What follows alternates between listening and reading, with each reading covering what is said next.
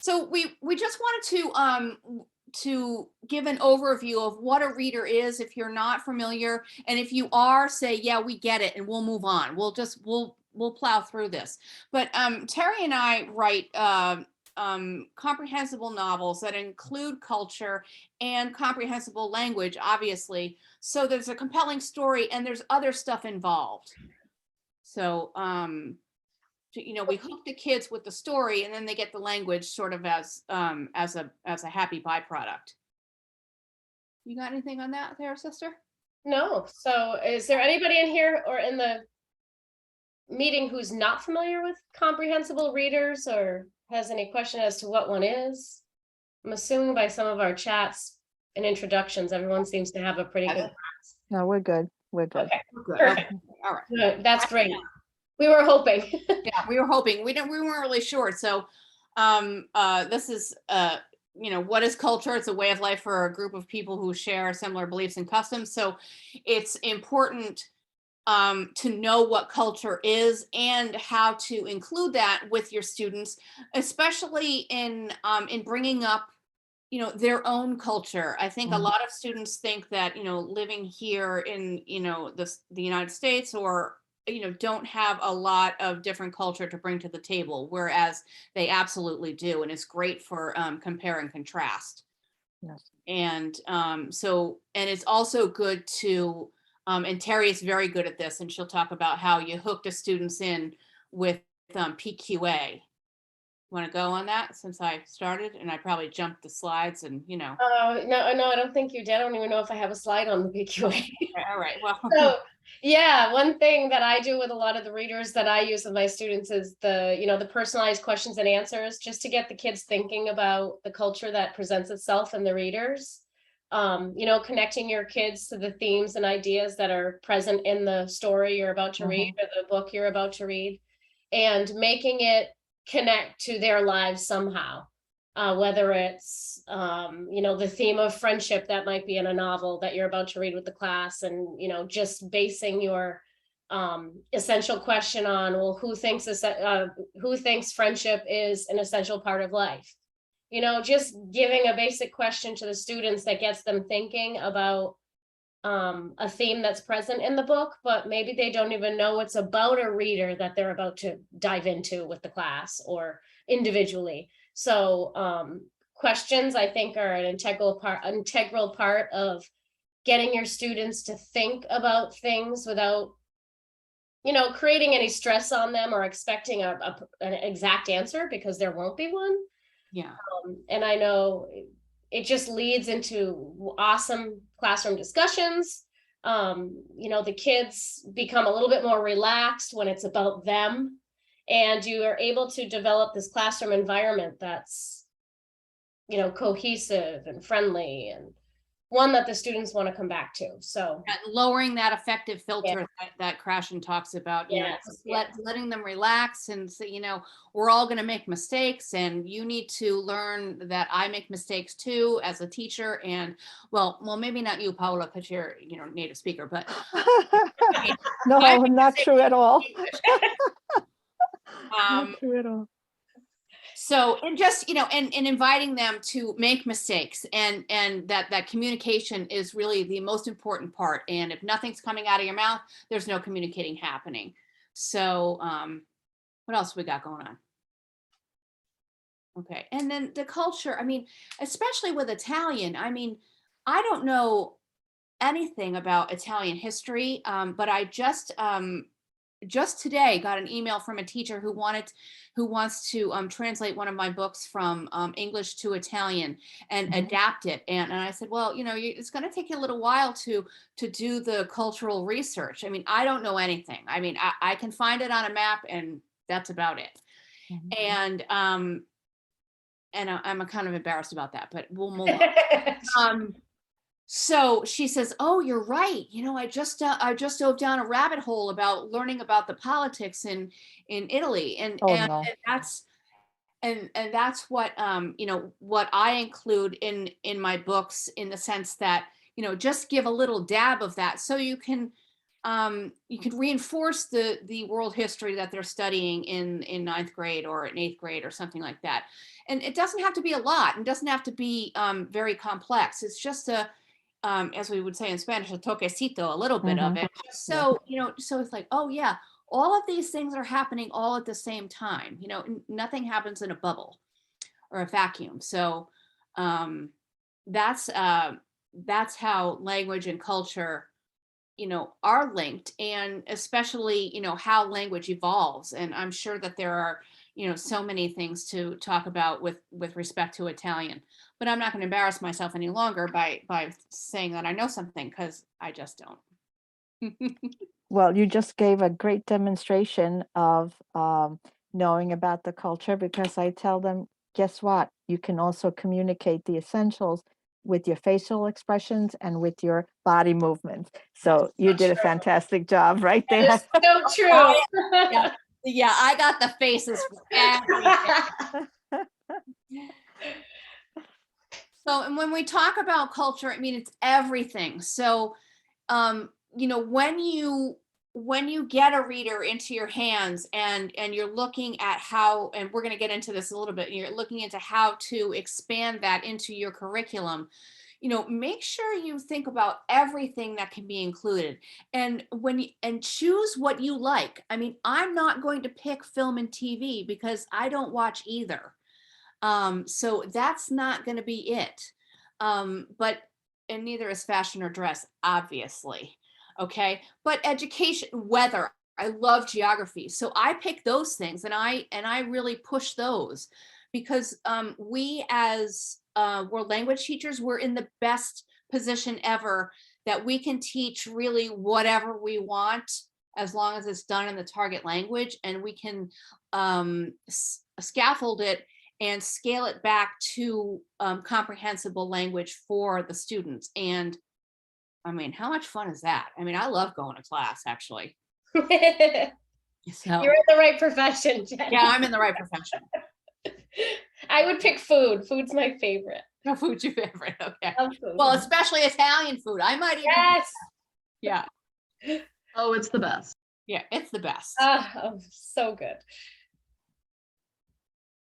So,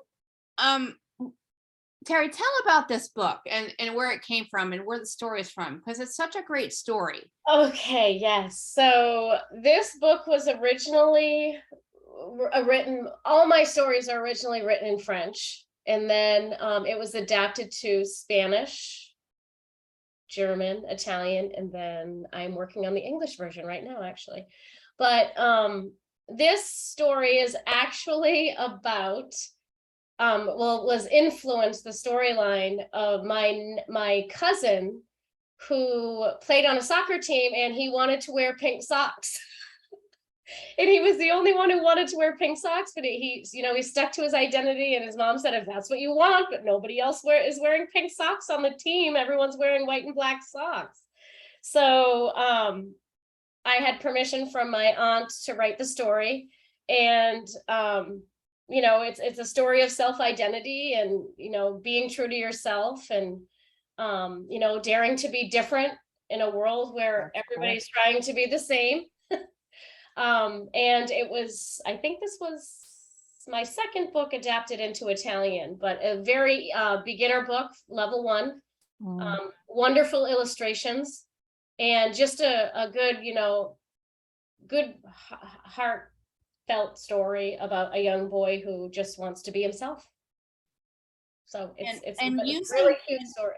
And also, I know that, Laura, you're looking for books, upper level books, but sometimes too, with students, I've had the pleasure and the honor, and I mean that sincerely. I'm not usually very sincere about a lot of things, but of teaching many students who have learning challenges, students with IEPs and 504s. And when they ever finish their first book, they're thrilled.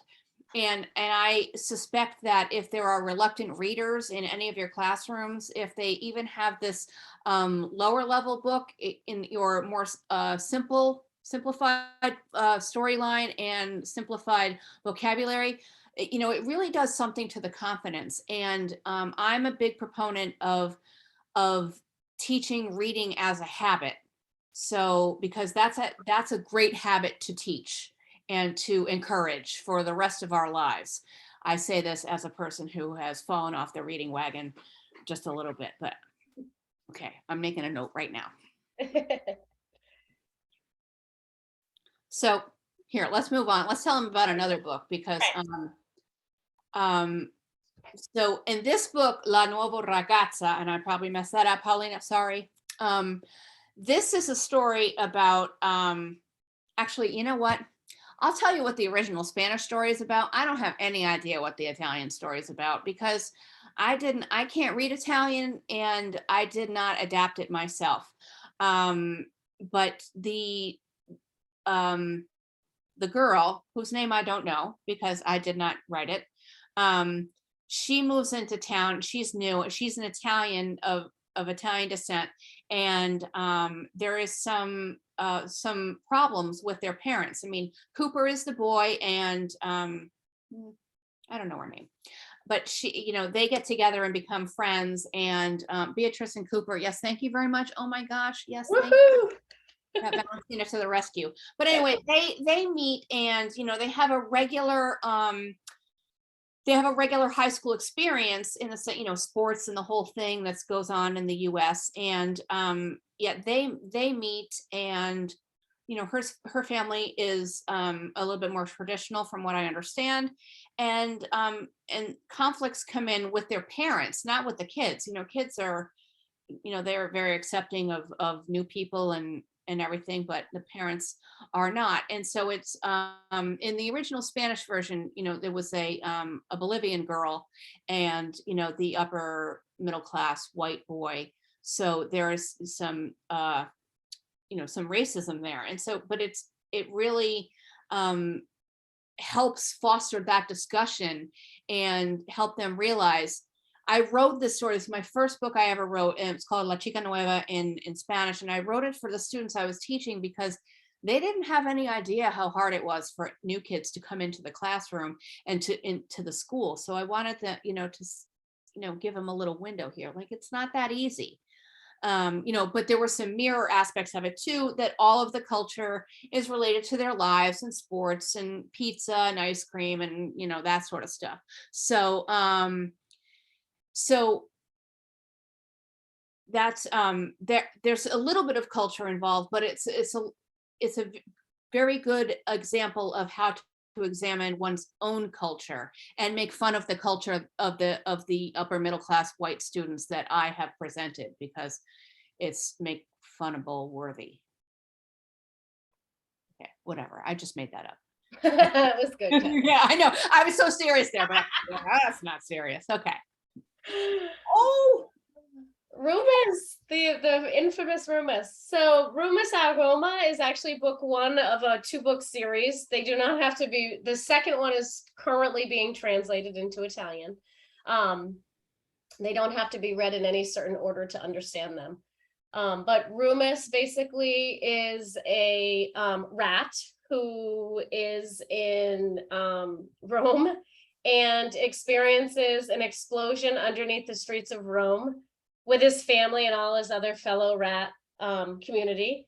And they all are trying to flee the explosion. And when they do, he loses his parents and he can't find them. So book one is all about him trying to find his parents throughout Rome. So in the book, he visits different places and monuments, and he actually has an ability to read and write as a rat, so he's different from the rest.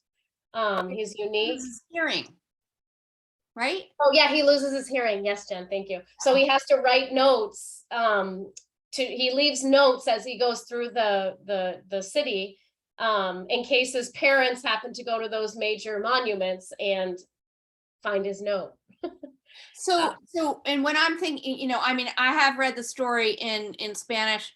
I might have even translated it. I have no idea. But what I'm thinking about already that's come to mind is, obviously teaching the monuments in Rome and thinking about the underground culture of Rome and or what it would be like for a non-hearing person to experience Rome. I mean, there's a whole bunch of, you know, extra lessons that can be taught in, you know, creating and fostering empathy for, you know, with this story, and getting in that culture, that Italian culture that, you know, AP somebody, I don't know, a pyramid or a rubric or somebody is gonna, I'm not the girl for that, but it's, I love Rumus. I love Rumus, and I love seeing him every time Terry puts out another book. He's the cutest thing ever, and she even has little plush dolls up for sale on her website. I'm sorry, I have to say it. They're adorable. They're adorable. Little Yeah. Rufuses. Yeah, So they're- he's so cute, and in this book, and I have to say,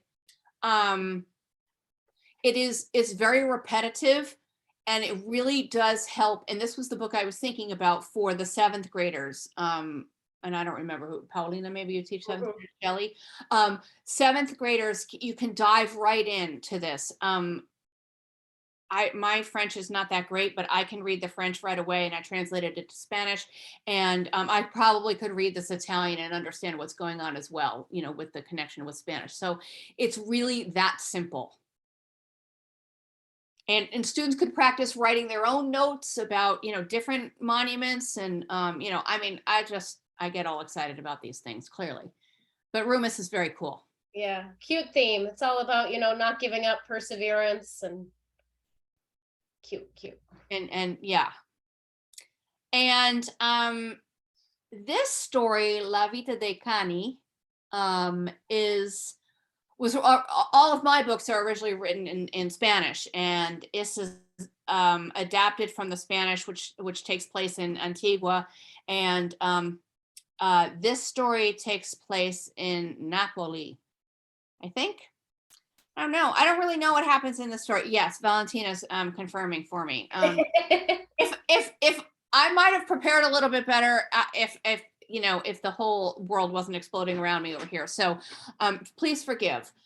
What happens is that there's one cat who escapes the house, and he travels around the whole city, and talks to all the other animals.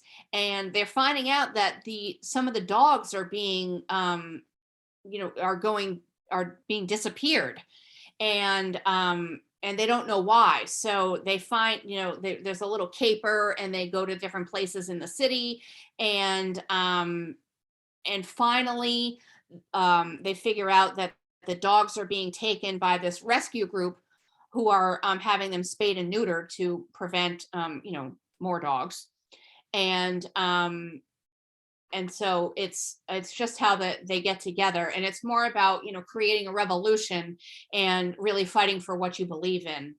And I think if I remember correctly, this was how I thought about the story, which was that, like, the first chapter is all in the first person singular, and the second chapter is all in the second person singular, and the you know, and et cetera, et cetera. So that it goes by you know, subject pronouns, sort of.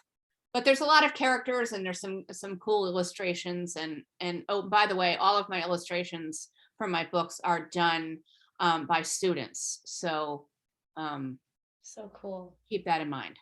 I love that cover. Yes. Yes way, Valentina. Yes way. They're all done by students, and So that I cool. commissioned. Yeah. So, okay, are we on to the one? We're on to the next. Oh, and this was another one I was thinking of. I love this one. So this is I actually use this story. It's Leo et Anton in French. So Luigi and Antonio. I use it with my 7th grade students. So I start teaching my students in 7th grade French. It's their first year of French. And on week 10, usually, we begin our first reader. And we read through this whole book. And by the end of the book, the students are speaking in full sentences about the story. They can talk to me in the target language about the characters. It's an awesome level 1 book. I've used it, I've taught with it, and it really does work. And I'm not saying that because it's my book or my story, but like it's very, very simple. But it's such a cute story of friendship and daring to go out of your way to face your fears and be courageous, even though you might consider yourself a little bit different than others. So basis of the story is the cat is afraid of mice and the mouse is not afraid of anything. He's not afraid of cats. And they live in the, I don't know if this is going to be correct for the Italian version, but the Cagliostro forest in Italy. Some forest in Italy that starts with a C is where the book actually takes place, the setting. So it's super cute story. One of my students' favorites. Awesome And so theme.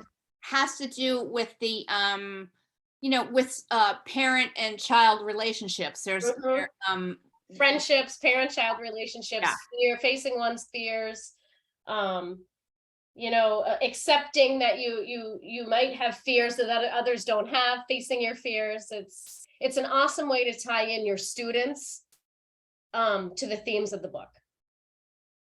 I learn a lot about my students when I teach this novel, so it's great. Awesome 7th grade level 1 story.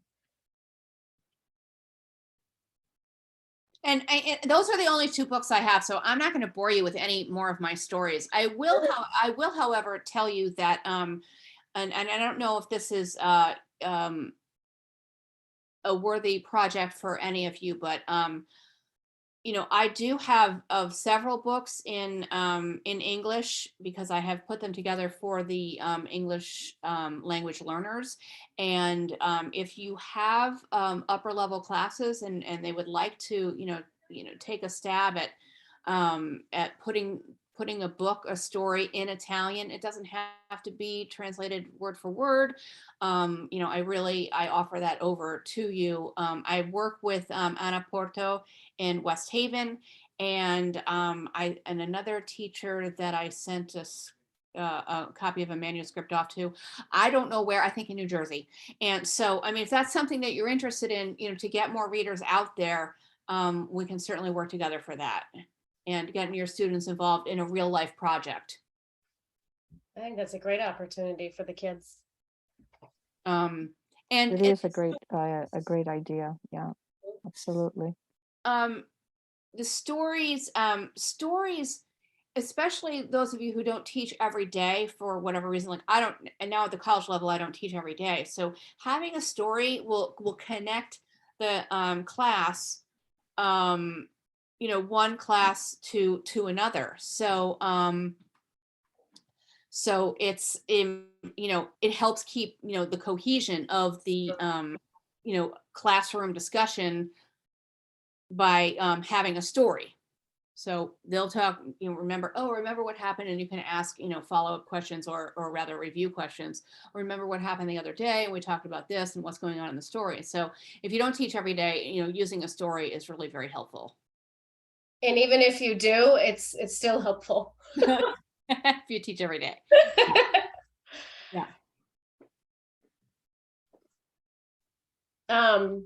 So yeah, we kind of just went through, and I mean, some of the stuff, obviously you as educators understand all of this and know this, but I think the thing we want to make sure that teachers understand, I think sometimes people who have never taught with a novel or a reader, it's overwhelming. I know when I first taught with my first reader, I'm like, how am I going to do this? Because I was so used to using the textbook all the time. Like, oh, chapter 1 or unit 1, lesson 1, like this is the vocab I give, this is the quiz, this is what these are the worksheets. But with a reader, it's, you kind of can do whatever you want, which is actually the beauty of teaching with a reader. You can use the reader just to spear discussion. You can use the reader to introduce a new concept, a new cultural topic. There's just so much to do and involved when using a reader in your curriculum. And I think that like Terry and I would both admit to feeling so much freer in our teaching style by using a reader, because you don't have to teach the stuff you don't really like. Mm-hmm. Kind of.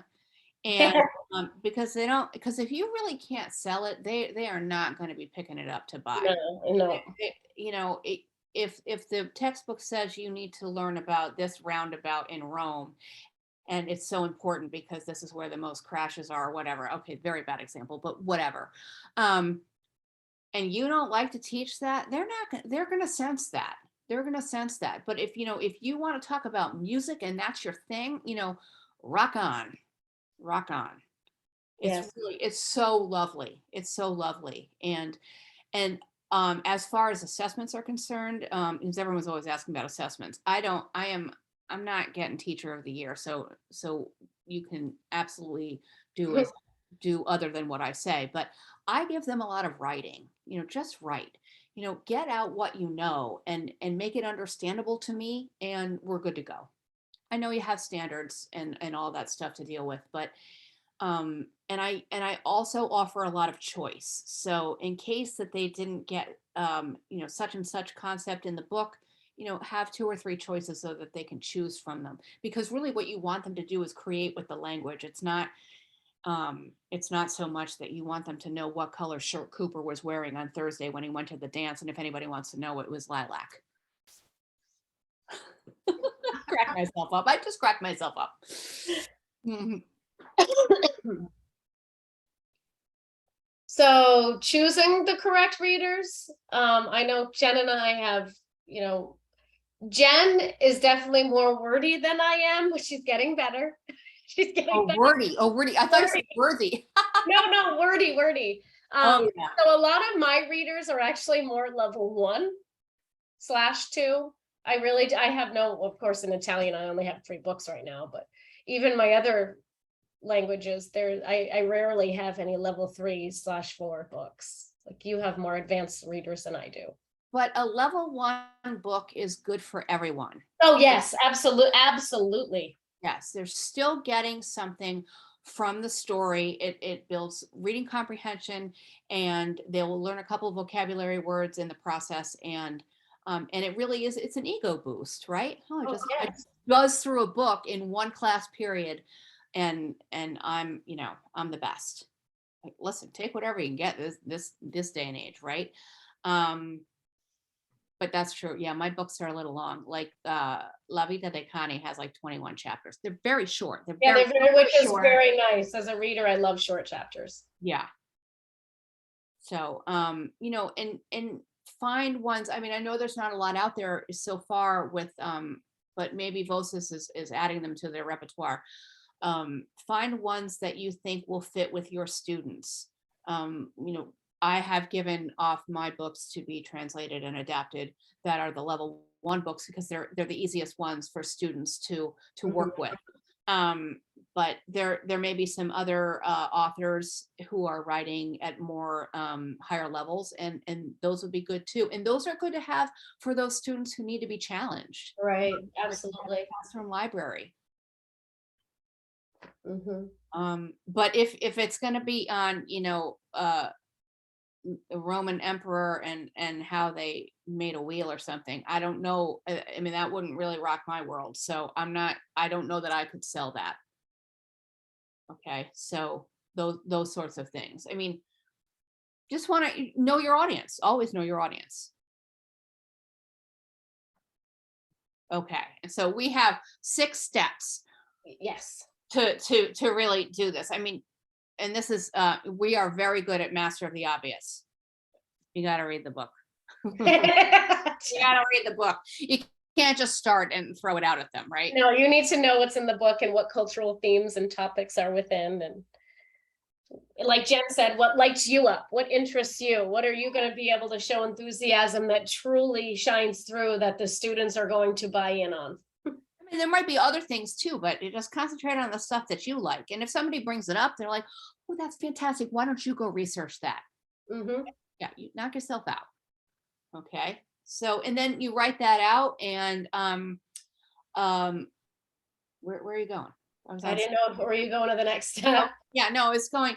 So connect the culture to that's something relevant. Like La Lettera here is a story of a girl who helped me with this, who falls in love with her best friend. Yes. Yeah. Yes. So she's realizing throughout the story that her relationship with her best friend she has more feelings for her best friend than just as a best friend. So she, And her best friend is also female. yes. Yeah. And So it's all about her talking to her mom and expressing how she feels and getting the acceptance from her mother, and then basically writing a letter and seeing if her best friend is going to reciprocate those feelings. so it's LGBTQ, very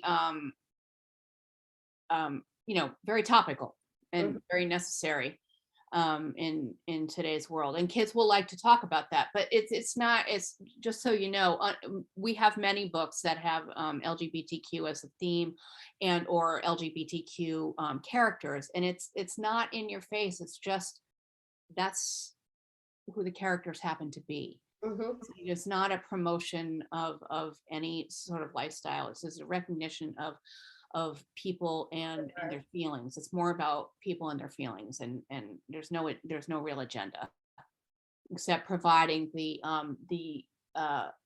mirrors for those LGBTQ students and the windows for everyone else. What else we got? What do we got for and then this is the fun part. This is what I like the best is, Finding the resources. yeah, I love Yeah. this stuff. I mean, finding out and say, oh, okay, so it's about Rome. Okay, well, I go to geography first. I always go to geography because students, even at the college level, don't know where places are at all. I mean, even in their own state, which is problematic and, well, it's tragic actually. And so bringing up weather, what would it be like to go there? Is it longitude and latitude? And I talk about those things, and I don't really know a lot, but I know enough to um massage my way through it, and that's not really the term I wanted to say, but I get it enough so that they get something like, oh, okay. And I think with Italy, it might be a little bit different because it's different from Guatemala, where people are wearing traditional indigenous dress, and perhaps in the francophone countries of Africa, they might be sporting different clothing than Western clothing. So, but who knows? I mean, maybe we talk about that as far as with in context with the weather is what I meant to say. Sorry.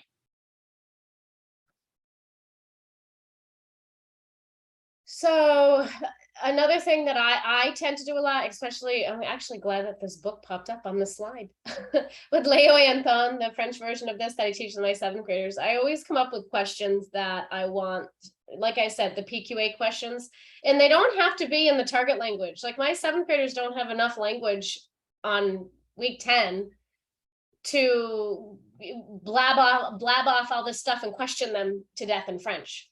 So, putting an essential question or 5 essential questions up just to get them thinking in English, and then slowly going into, or putting it in French with the English underneath it, scripting it, is okay. The students are still going to get the language. They're still going to be exposed to the input, reading the novel and all the follow-up activities and discussions that the class will have together. So,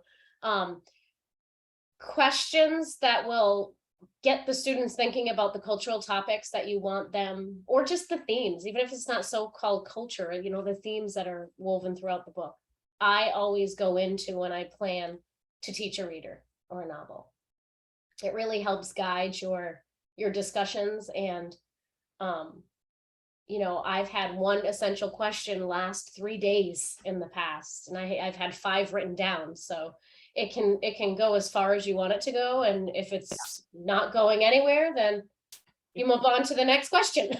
Press on, right. Keep going. Yeah. And I think too, in giving that and, using that CI model of, providing a lot of input. I mean, the students really, they really grasp on to, that listening comprehension. And then although they might blurt out the answer later on when you're asking the questions, maybe yes or no questions in the target language, when they blurt out the answer in English, I mean, that's a win. That is such a win. I mean, to be celebrated. I mean, and with food, sure. Love food. Yeah.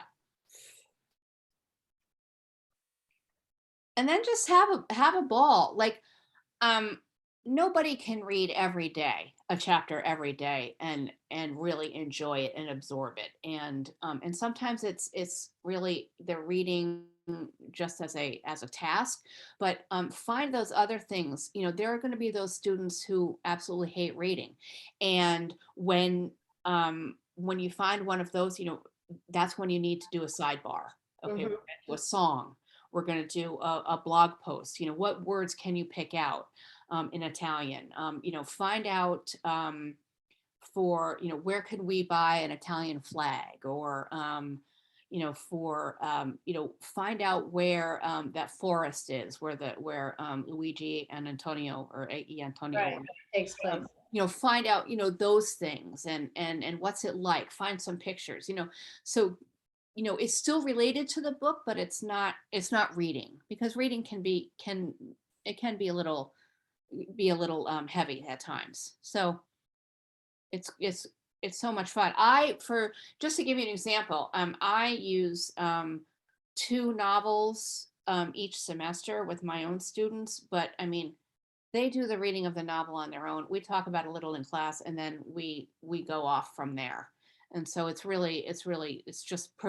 giving them comprehensible reading to do, so we can then talk about other things in the class.